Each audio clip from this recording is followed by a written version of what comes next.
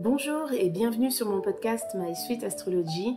Ici, vous trouverez des podcasts sur les événements astrologiques tels que les phases lunaires, les changements de signes, les rétrogrades, mais pas que.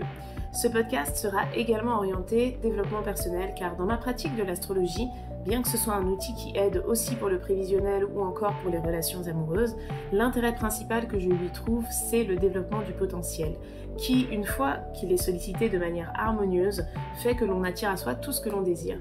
J'espère vraiment que ce podcast vous plaira. Si c'est le cas, n'hésitez pas à le partager, à le noter, à laisser un commentaire. Je les lis tous, donc ça me ferait vraiment plaisir d'avoir vos retours. Je vous souhaite une belle écoute. Bonjour, j'espère que vous allez bien. Aujourd'hui, on se retrouve pour parler de la nouvelle lune qui aura lieu le 10 juin dans le signe des Gémeaux. Alors, je fais ce podcast un peu en avance, mais c'est parce que je trouve que c'est important et j'aimerais justement pouvoir démocratiser la préparation que chacun d'entre nous peut mettre en place pour vivre au mieux la lunaison. Parce qu'une lunaison, c'est un peu comme une année solaire, hein. On peut prendre un nouveau départ et décider de se lancer un nouveau défi ou d'évoluer dans un domaine de vie ou de modifier quelque chose dans ses habitudes. Et bien évidemment, si on part de ce principe-là, il y a environ 12 nouvelles lunes par an. Donc ça nous donne 12 fois l'opportunité dans une année de travailler sur un domaine précis vis-à-vis de nous, vis-à-vis de notre relation avec les autres, avec notre partenaire, dans le travail. Peu importe en fait, mais je pense que c'est en se fixant des petits défis qu'on arrive à s'améliorer sur le long terme. Et du coup, la nouvelle lune, c'est l'occasion idéale pour mettre quelque chose en place. Et par rapport à l'astrologie, c'est vraiment très personnel. D'ailleurs, je propose une formation qui est toujours disponible sur mon site pour justement apprendre à analyser la nouvelle lune de manière personnalisée sur son thème. Alors là, l'analyse que je vais faire, c'est une analyse qui est brève, qui est assez rapide et qui est bien évidemment générale. Mais il faut savoir que chez chacun d'entre vous, ça s'adapte à un domaine de vie particulier et que du coup, c'est toujours mieux d'avoir une analyse personnalisée. Donc, cette nouvelle lune, elle va avoir lieu le 10 juin à 12h51 heure de Paris. Donc on va avoir une conjonction de la Lune et du Soleil parce que c'est le principe d'une nouvelle Lune justement, c'est lorsqu'on ne voit pas la Lune dans le ciel car le Soleil éclaire sa face cachée, c'est-à-dire qu'il éclaire la face que l'on ne voit pas parce que de terre on voit toujours la même face de la Lune. Donc la Lune, elle est entre la Terre et le Soleil. Et cette fois, ce sera une nouvelle Lune qui aura lieu dans le signe des Gémeaux et elle sera conjointe à Mercure qui est l'astre des Gémeaux, seulement Mercure rétrograde. Donc une nouvelle lune dans le signe des Gémeaux, c'est un mois lunaire au travers duquel il est favorable d'exprimer ce que l'on ressent, de communiquer, d'échanger, pourquoi pas aussi d'apprendre. Et en général, c'est un mois qui est assez favorable au déplacement. Parce que le signe des Gémeaux, c'est un signe qui nous parle de mobilité physique, mais aussi de mobilité intellectuelle. Donc on est sur l'ouverture d'esprit. Donc c'est un nouveau départ qui va nous inciter à voir les choses d'une manière plus tolérante, plus ouverte d'esprit, plus libre, plus jeune aussi, parce que le signe des Gémeaux, c'est un signe qui représente l'adolescence. Donc à l'adolescence, on est plein de rêves, on n'a pas envie de suivre les règles, on n'a pas envie d'avoir de l'autorité, on trouve que tout ce qui est autoritaire est vieux jeu, est nul et ringard. Et cette nouvelle lune en Gémeaux, elle peut nous donner un côté un peu jeune, dans le sens où on pourrait avoir envie de se débarrasser de quelque chose que l'on considère comme un poids et d'aller vers plus de liberté. Mais Mercure est rétrograde, et il le sera jusqu'au 23 juin, il me semble. Et un astre qui est rétrograde, il est symbolique de quelque chose qui va en arrière en fait, parce que on a l'impression, d'un point de vue terrestre, que la planète recule. Et donc, comme Mercure, c'est l'astre des Gémeaux et qu'il est conjoint à cette lunaison, c'est quelque chose qui va avoir un effet sur toute la lunaison, si vous voulez, et on va pouvoir avoir l'impression que on régresse, que le nouveau départ que l'on prend, peut-être que c'est pas vraiment ça qu'il faut faire. Et en fait, ça va amener énormément de doutes, énormément de peur aussi du coup chez certaines personnes, parce qu'il y a des personnes que lorsqu'elles ne savent pas clairement dans quelle direction elles vont, ça crée du stress et donc de la peur. Et du coup, j'ai envie de dire que ça va quelque part nous forcer à aller plus lentement, à réfléchir de manière plus posée, à ne pas se précipiter, à partir dans tous les sens. Parce qu'il ne faut pas oublier que l'énergie des Gémeaux, c'est quand même une énergie qui est double donc qui peut facilement changer d'avis. Cette nouvelle lune ayant lieu à 19 degrés du signe des Gémeaux, on voit qu'elle est au carré de Neptune. Alors, Neptune, c'est l'astre des poissons, c'est l'astre du doute et de la confusion justement, parce que sous les énergies neptuniennes, on nous parle de spiritualité, on nous parle d'inconscient, de subconscient, de rêve, de doute. On est vraiment dans le côté immatériel de l'existence. On se déconnecte complètement de tout ce qui est rationnel, et d'ailleurs c'est pour ça que l'énergie poisson, elle représente aussi des addictions dans lesquelles l'être humain peut tomber, volontairement ou non, pour se déconnecter de la réalité. Et donc, avoir une nouvelle lune qui est au carré de Neptune et qui est conjointe à un Mercure qui rétrograde, eh bien, ça peut impliquer le fait de faire des erreurs, justement. Alors parfois, il y a des erreurs qu'on commet qui sont nécessaires à notre apprentissage, mais il y en a aussi qu'on peut bien évidemment éviter. Et là, le mot d'ordre, il semble que ce ne soit pas du tout la précipitation, qu'il faille vraiment agir en prenant en compte les ressentis intérieurs, en prenant en compte son intuition aussi, parce qu'on a un Mars qui est quand même en Cancer, bien que dès le lendemain, il me semble, ce Mars va rentrer en Lion et la lunaison en Gémeaux se fera donc avec un Mars qui passera la majorité du temps dans l'énergie du Lion. Donc on est sur une autre dynamique et je ferai un podcast sur ce sujet. Mais en tout cas, c'est vrai que la prudence est quand même indiquée par rapport au carré à Neptune.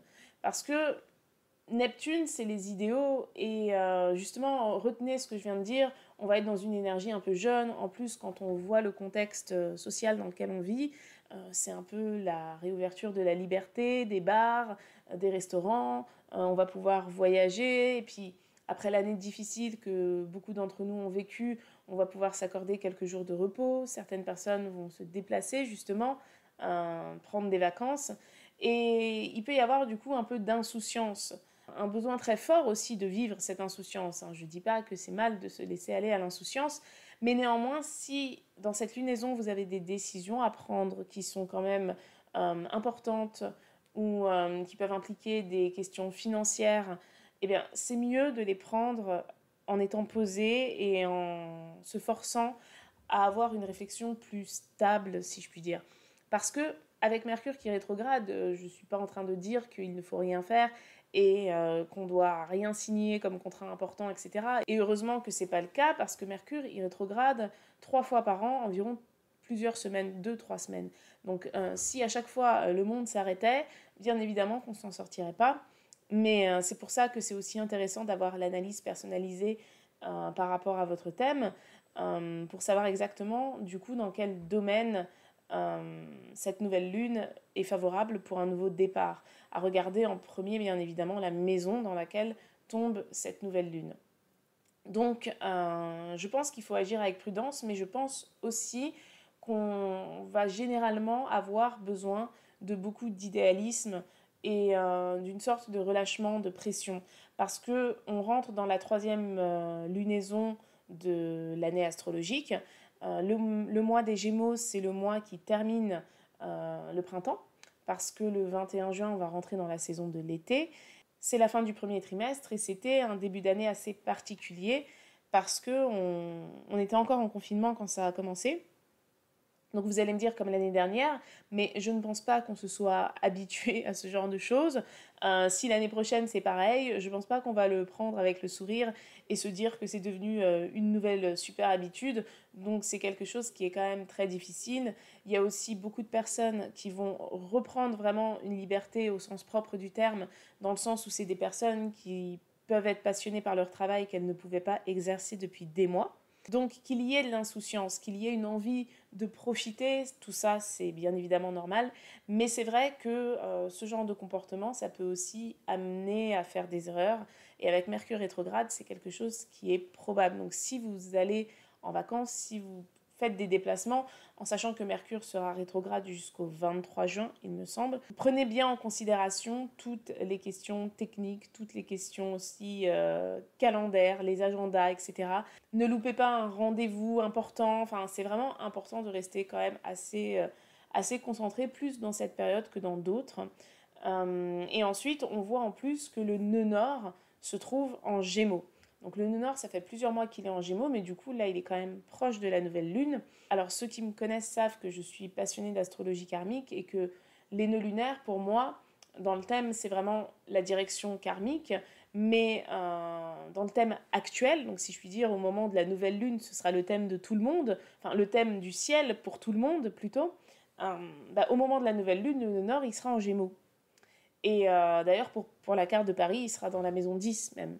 Donc ça, c'est pas pareil si vous êtes aux Antilles, si vous êtes au Canada, si vous êtes aux États-Unis. Tout ça, c'est très différent. Donc c'est pour ça que je parle généralement pas de la maison dans laquelle peut tomber la nouvelle lune, parce que ça peut induire en erreur. Et c'est là qu'il est important de faire une analyse personnalisée, ou en tout cas de sortir la carte par rapport à votre lieu de vie. Et avoir le nœud nord en Gémeaux, de toute façon, ça indique qu'il faut aller vers des choses plus simples, revenir, si je puis dire, à la source, se contenter des plaisirs simples de la vie, parce que le nœud sud est en Sagittaire et que le signe du Sagittaire, c'est un signe qui justement va forcément au bout du monde, va forcément vers de grands apprentissages, vers de grandes réalisations, vers de grands projets, etc. Donc cette position du nœud nord, elle invite à aller vers plus de simplicité. Et je crois que j'en ai déjà parlé dans un podcast. Pour moi, en ce moment, l'humanité est obligée d'aller vers plus de simplicité par rapport à notre consommation et les conséquences que ça a sur la planète, sur les animaux et même sur nous. Donc c'est quelque chose qui est déjà là depuis quelques mois, mais qui est renforcé par cette nouvelle lune qui a justement lieu dans le signe des Gémeaux. D'ailleurs, le nœud nord, il rétrograde aussi, donc ça peut être très difficile de statuer sur une décision fixe durant ce mois lunaire, et peut-être qu'on va expérimenter plusieurs choses. Donc ce nouveau départ en Gémeaux, il invite souvent à aller vers plus de curiosité, et quand on est curieux, qu'on a envie d'apprendre, eh bien on devient aussi un peu touche à tout. Et d'ailleurs, c'est la caractéristique du signe des Gémeaux d'être une énergie mutable, et donc une énergie qui est très adaptable, très polyvalente et qui s'ouvre facilement à tout type de situation. Cette nouvelle lune, elle est aussi au carré de Vesta. Vesta, c'est un astéroïde que j'associe à l'énergie de la balance.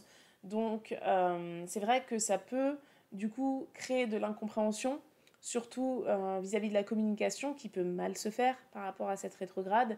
Vesta, qui représente, du coup, l'énergie balance. L'énergie balance, c'est l'énergie de la diplomatie, c'est l'énergie de l'harmonie. On règle les conflits en balance. On est aussi dans une énergie qui parle de ce qui est juste. Et du coup, il est possible que ce soit difficile d'être juste, et ça peut créer des conflits, des embrouilles, des disputes entre les gens qui pourraient principalement partir à la base d'une incompréhension. Donc c'est pour ça que je vous dis qu'en soi, Mercure rétrograde, c'est pas grave, hein, y a rien de dramatique qui va se passer, mais c'est dommage de perdre des instants de vie à s'embrouiller alors que ça aurait pu être évité. Donc c'est pour ça qu'il faut faire quand même assez attention durant ces périodes, à pas être trop vif. Et ça pourrait justement être le cas quand Mars va rentrer en Lion, surtout que la Lune elle va avancer rapidement vers le signe du Lion, vu que la Lune elle reste à peu près 2 jours et demi dans un signe, et elle va rentrer en Lion du coup à peu près 4 jours après cette nouvelle Lune, et Mars sera effectivement en Lion. Donc on va avoir une conjonction Lune-Mars dans le signe du Lion, qui sera, on ne peut pas dire au sextile du Soleil parce que le Soleil est déjà bien avancé, mais en tout cas dans un signe au sextile du Soleil. Et par contre, on va avoir un joli carré de Mars à Uranus qui transite le signe du Taureau, et Uranus, c'est une planète qui est quand même assez électrique, et ça va pouvoir être une petite période, on en reparlera dans le podcast au sujet du transit de Mars, mais ça pourrait être une petite période de 2-3 jours qui pourrait être quand même assez intense. Enfin, je dis 2-3 jours, mais ce serait plus une semaine, je pense.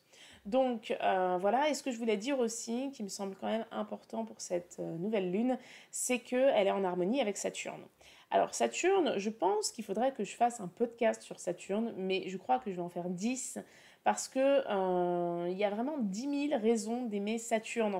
En fait, je trouve que c'est une planète qui est diabolisée. Alors oui, parce qu'elle bloque, oui, parce que c'est difficile, parce qu'elle impose des épreuves, etc. Et qu'elle est clairement en train de nous dire « t'es pas assez mature, donc ça le fait pas ». Donc l'ego est un peu piqué, et ça nous saoule d'avoir des projets, des envies qui sont freinées d'un coup. Mais néanmoins, Saturne, c'est aussi le pouvoir de construire quelque chose de stable et de solide sur le long terme. Donc Saturne est en Verseau depuis le 17 décembre, il me semble. Et bon, là, il est au carré d'Uranus, mais ça, il va falloir qu'on s'y fasse, parce que ça va durer pendant à peu près 1 an, puisque Saturne rétrograde et Uranus ne va pas tarder à rétrograder également. Donc, ce carré va vraiment persister. Mais ce qui est important, c'est que Saturne soit au trigone de cette nouvelle lune. Et Saturne au trigone d'un nouveau départ, c'est toute la solidité de cet astre. C'est le facteur temps aussi.